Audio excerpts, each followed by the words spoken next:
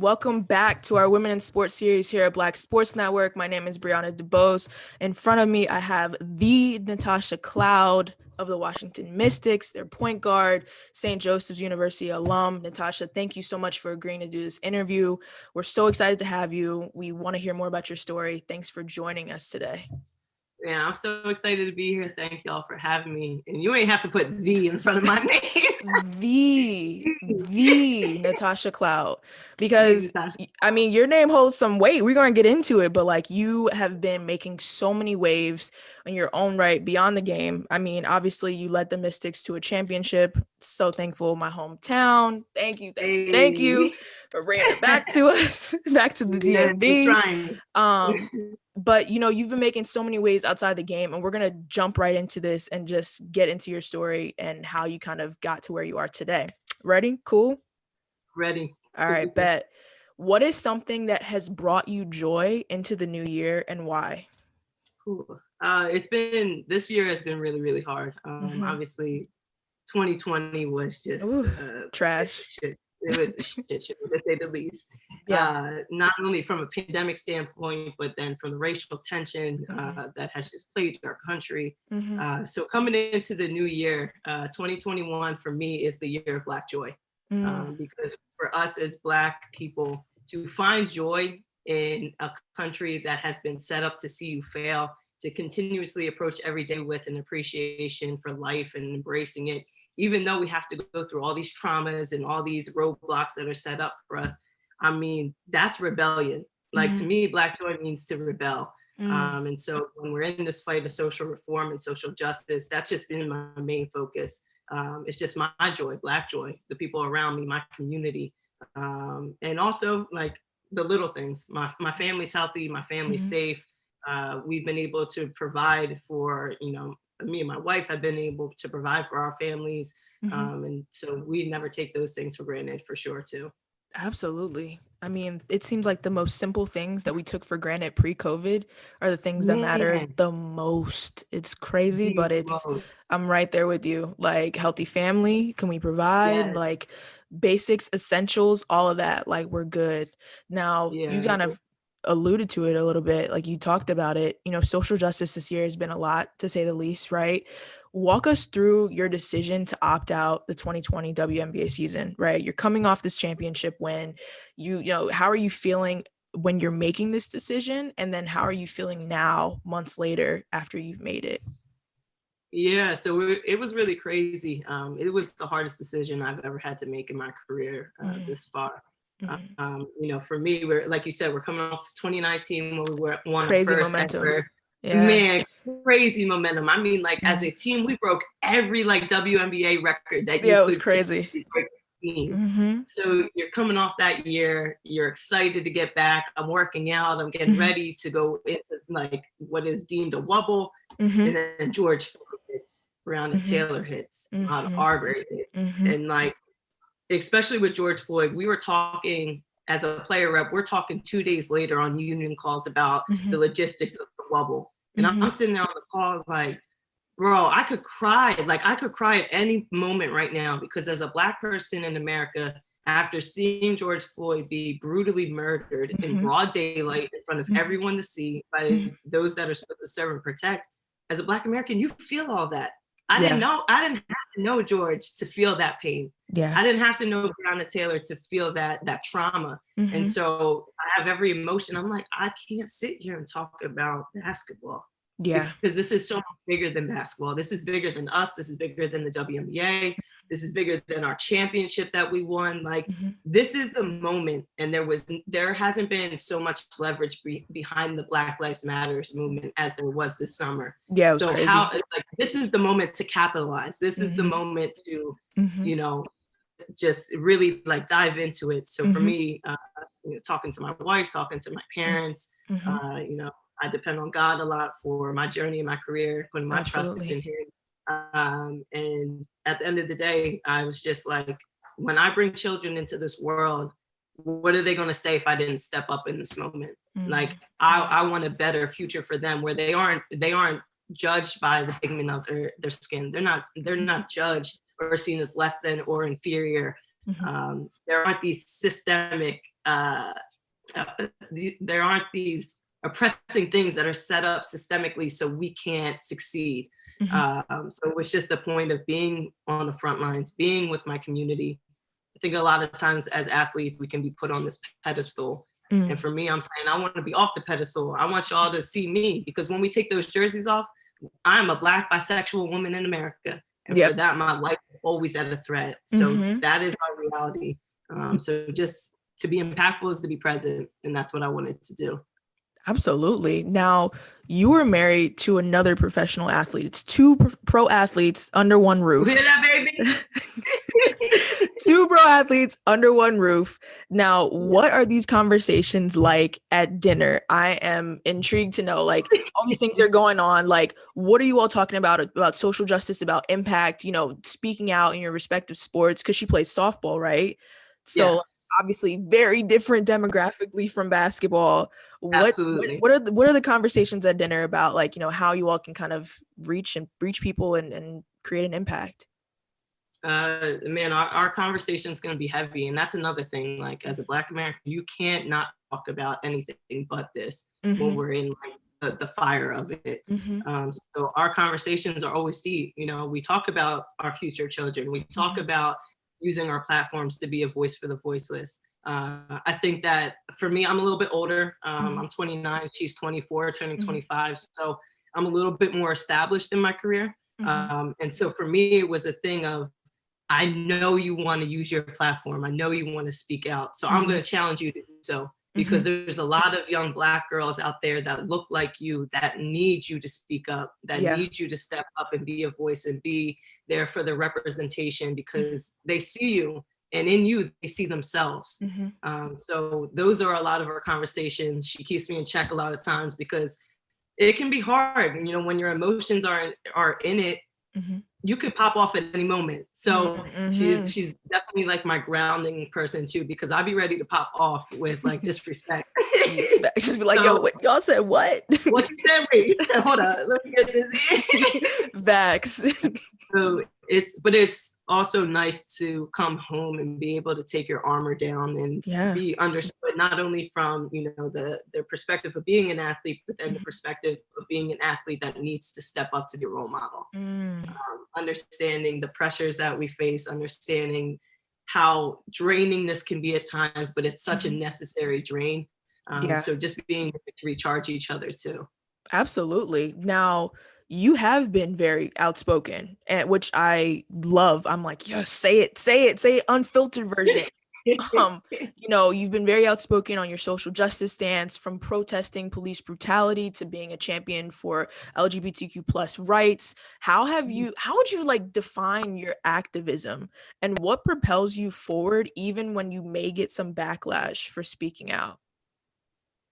Yeah, I think a word that I really learned over the summer, because I'm not perfect in this. Like, I stepped out to, you know, really take on this role of like being an advocate and activism and all that, but I'm still learning through this process too. So the intersectionality of who I am and who I identify as is what I fight for. So I am Black, I'm a woman, I am a part of the LGBTQ plus community. All these things, I'm biracial. So I understand what it means not to be white enough, not to be Black enough, and kind of be a gray area kid is what I call myself. So everything that I am is what I'm passionate about, and is what I'm fighting for. And it is scary, because it's no secret that sponsorships, endorsements don't come as easy for us in the W as they do for our male counterparts. Seriously. So I could be seen as, you know, to a company, I could be seen as a negative person because I speak up, I'm loud, I am very blunt about how I feel. I am Black, I am a part of, you know, the LGBTQ plus community. But that's never gonna stop me, because I understand that I have a purpose, and this voice that I have can be used for so many people. And if I didn't speak up, I'd be doing a lot of disservice to a lot of people that look like me and live like me. And for me, I can't do that. So I vet out who I work with. You know, everything has to feel like family to me, whether it's my agent, whether it's signing with Converse, who I feel has embraced me, has loved me, has seen me, has heard me from the jump. Like, you don't have other brands out here paying for a player's salary because she chose to opt out for her community. Like, it's unheard of.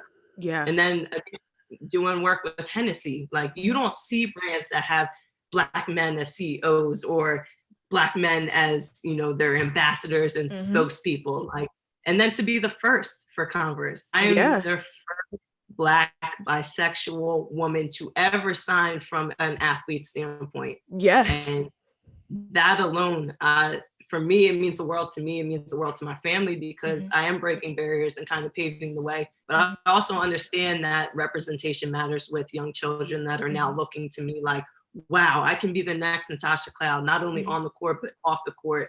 And with this brand that, you know, loves its community and stands for what they believe in too.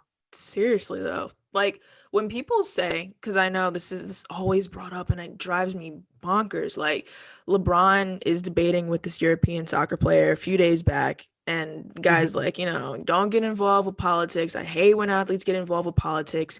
Stick to playing sports. Like, how does that make you feel? And is there anything that you want to say right now when people, like, you know, say that to you? Like, what do you want to say to them?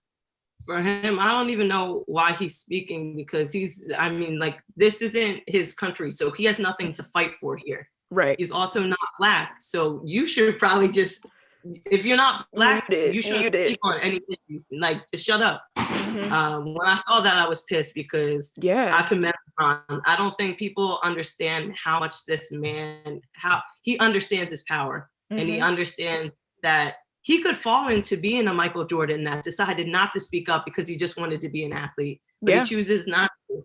He chooses to use his resources and his platform and the opportunities that he's had to bring his community along and to make sure that he's having significant impact in this country. Like, there's no secret that More Than a Vote and some, like, obviously other grassroots organizations and Stacey Abrams, so many people, but Ron was a huge person that changed administration in this country. No doubt.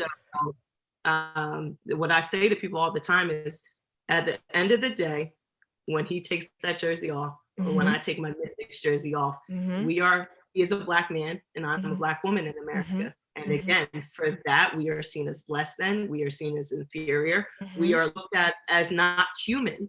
Yeah. And it's been for far too long. I mean, we're talking about 400 plus years that America doesn't know its true history because we don't teach it. Like, this is, I mean, we can get deep into it, but we're still celebrating a man like Christopher Columbus that we treat him as a hero, but this man is a real life demon. He's the devil. What he did, he didn't discover this land. Like, natives was already crazy. Here. It was crazy. That's real. All of that is real. I mean, I hear no lies. I hear zero lies. It's all real. It's all significant. So to look a Black person in America in their face and tell them they should just stick to what they're good at. First of all, do not box us in, because we are more than athletes. We are more than athletes. LeBron is more than what he does every single night on the court. And so are we in the W. We are more than just, you know, a point guard for the Washington Mystics. Facts. I mean, I think you can't bring up equity and inclusion if you don't bring up intersectionality. Like, we're so much more than what we just do, what our jobs are, how we portray ourselves in one environment is not how we are portraying ourselves in another. Like, you know, we move between different spaces. And like you said, when you take that jersey off, it's a wrap. Like, you're still Black. Like, some people won't even know who you are. Like, some people who don't even watch basketball are like, wait, who is that? I mean, they're tall or whatever, but like, I mean, I'm gonna keep it pushing. Like, nobody knows. And at that point, you have to be sure to make sure that you're still celebrating your intersections and pushing for this equity all the time, not just on the court, but like off of it. And I mean, you mentioned like Converse being very supportive of you and being, you know, with you 100% of the way, covering your salary. Can you walk us through, like, why did you choose them as your sponsor, as your, you know, in the sneaker deal? What made you kind of choose them as your athletic brand? Man, so it was kind of like a mutual just coming together, and it really is a beautiful thing. So after we won the championship in 2019, that week, I got a call from Converse that said, hey, we we're in town. We need a W player to come shoot for a release for us. Would you want to do it? And I was like, absolutely. Like, I'm not going to hesitate to do it. Like, Converse is such a good brand that I grew up loving and knowing, because my dad at 74 still rocks Chucks to work every single day. Like, it runs, the ties run deep in our family. So I was so excited. And then at the shoot, I was just, talking with Adrian Stelly, who's kind of in charge of me and like the basketball aspect of things. And we just hit it off. And then we kept in contact. And then, fast forward, I'm playing in China and we're just communicating. I'm wearing the shoes. And he's like, well, let's do this. I'm like, bro, like, I'm ready. You don't got to tell me twice. Yeah. Like, and I don't think at that moment either that I truly realized the significance of me signing with Converse and what it would mean to not only my life, but to like our brand as a whole. Yes. To be the first, to be the first Black woman, to be the first Black bisexual woman signing a sneaker deal. Like, as a basketball player, that's all you want. You're like, I just want to sign a sneaker deal. Like, this is what I want. But again, like, their impact in the community. When I went in, they laid out the red carpet or whatever. But what caught me most was, Tosh, what do you want to do in the community? You're in the driver's seat. And we're here to support you in whatever facet you need. So if it's, going to Philly and doing marches, then we're behind you. And we'll donate $25,000 to back to the city, wherever you want it to go. Wow. Or it's, we're going to pay your salary because we want to make sure that you and your family are fine during this time, because you decided to step out and do something that you truly believed in and that holds like weight within our country right now. Yeah, absolutely. So like I said, I feel seen, I feel heard, I feel respected, I feel loved and just embraced with Converse. I mean, I can get on the call and they're like, so what you want? And I'm like, whoa, hold on. What I want?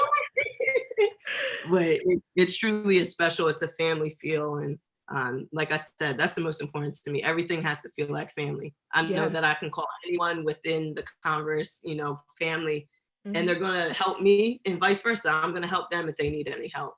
Yeah. I mean, there's nothing like peace of mind and being in a safe space. And it sounds like you have both when you're with them. So congratulations to you.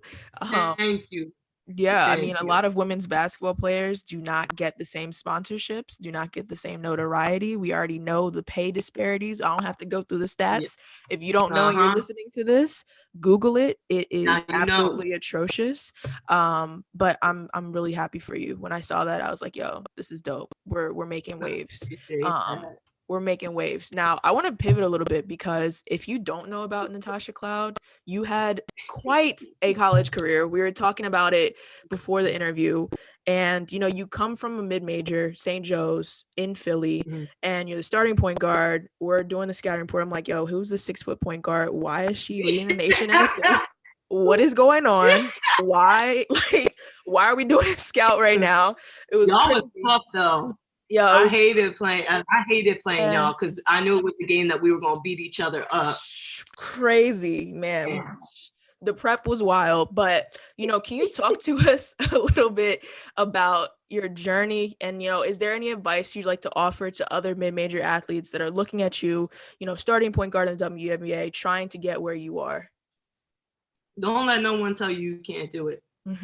I've had so many people. I mean, I've been an underdog my entire life. And we're talking about from McDonald's All-American, not getting picked for it, to I went to the University of Maryland. Yes. I was good enough to play. I didn't play. But when it came down to it, my grandfather was really sick. So I transferred back home to St. Joe's. And that was the best decision I could have made.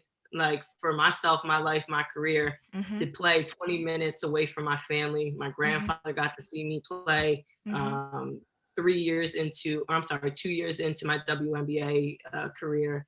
Like, those moments are so special. So that was the reason I kind of ended up at St. Joe's. But as a mid-major kid, man, I had so many people tell me at St. Joe's, are you going overseas? Like, what's your plans? Are you going to retire?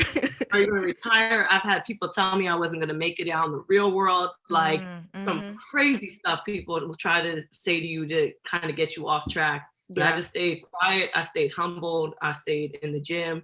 And I knew my value. Like I knew what I could bring as a player, and all I needed was one person and one organization to believe in me. And that's what I found in the Mystics. And so I was drafted in 2015 in the second round. And you go into it and you're like, I just want to be a sponge. Like I'm trying to learn from Ivory Latta and Kara Lawson and Taylor Hill, Tara Ruffin-Pratt. I'm like, man, I got some good ass vets on my team to learn from. And then I starting like midway through the season. I'm like shove you out there. I'm like, me? Like, so, I mean, nothing was perfect. It took me 3 years in the league to really just get like where I was 10 toes down, and I felt like the game slowed down for me. And I understood what it meant to be a pro, what it meant to be a pro point guard. But still the same. I mean, you will look at teams. You look at our 2019 championship. Kurt Miller, I love him, for the coach for Connecticut. He was like, we're going to make Tosh beat us. If Tosh hits 3, they beat us. I was gonna say your 3 was going crazy. Like that 3, it's like, and that's all the commentators were saying. Like, yeah, Natasha's really improved on her 3. Like, you know, if she got like, 3, I'm trying over rap. here. Because if I can't knock down an open 3 when the lane is getting doubled all the time, like what am I doing for my team? What am I doing?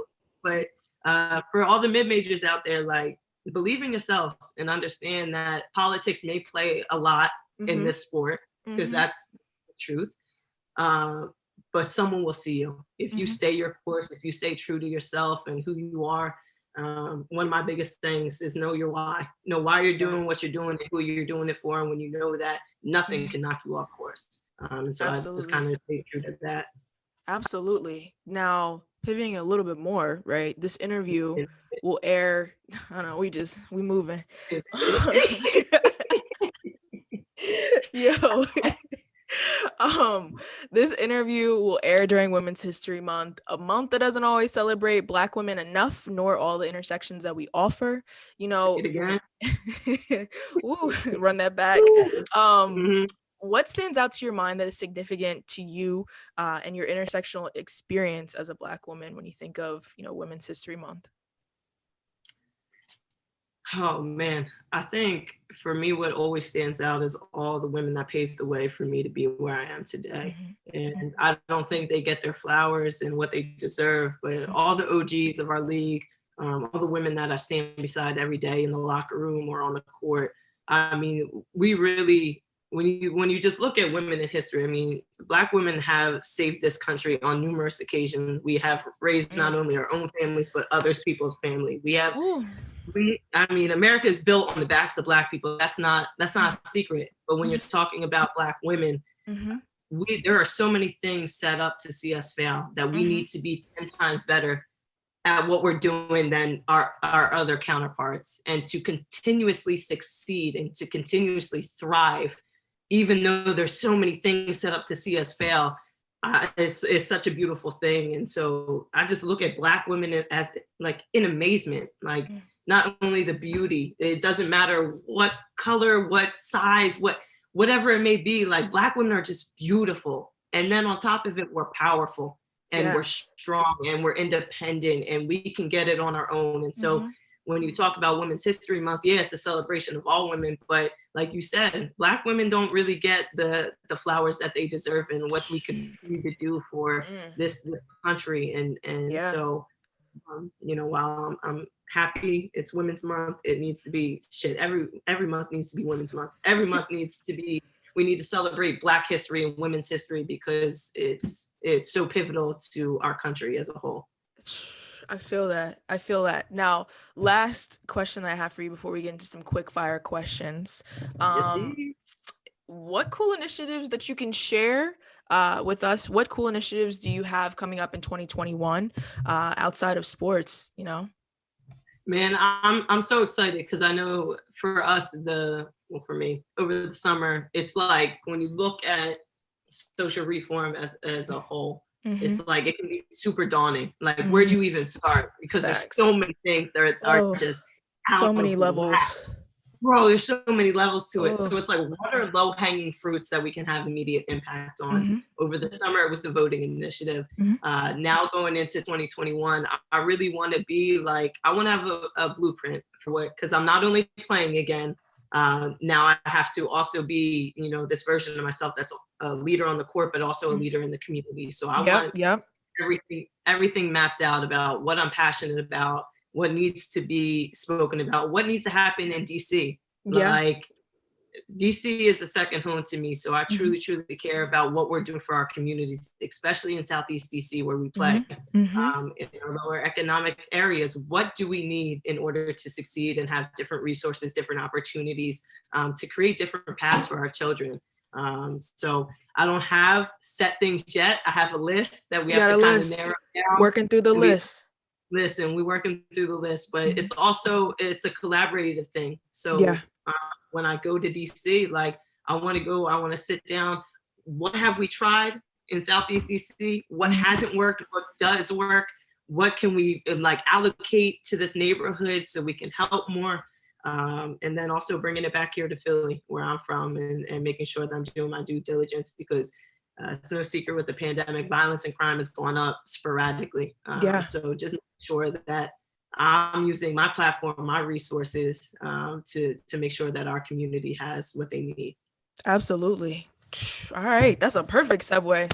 Perfect segue into these quick fire questions. Now, you have to answer with one word or less, or one sentence, and strict on the one sentence. Okay. Okay. Who's your favorite player that you've played against in college? Oh man, college. This is not quick fire. WNBA. Oh, Brianna. Oh, yeah, that's a good one. Oh, better. Well, honestly, bro, I was like, can I get your autograph? while she shoots that jumper in your face. Bro, I was standing next to her on the sideline or on the free throw line. I was like, hey, no, I'm just playing. That's I did that crazy. Yo, the W has been so much better at marketing players, and especially it's just, coming through the tunnel, wearing different outfits, and it's just like so much better than the guys. I'm not gonna lie. You wear some dope clothes. Who's your favorite designer? What are you wearing the first game of the season?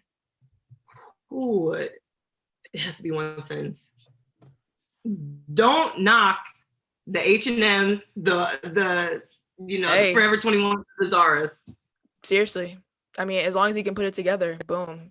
Y'all ain't gotta go broke buying Louis and Gucci and all that.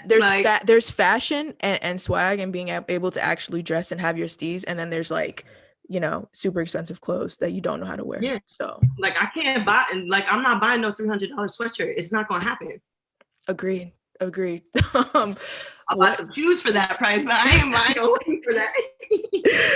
Oh my gosh. What's your favorite restaurant in Philly?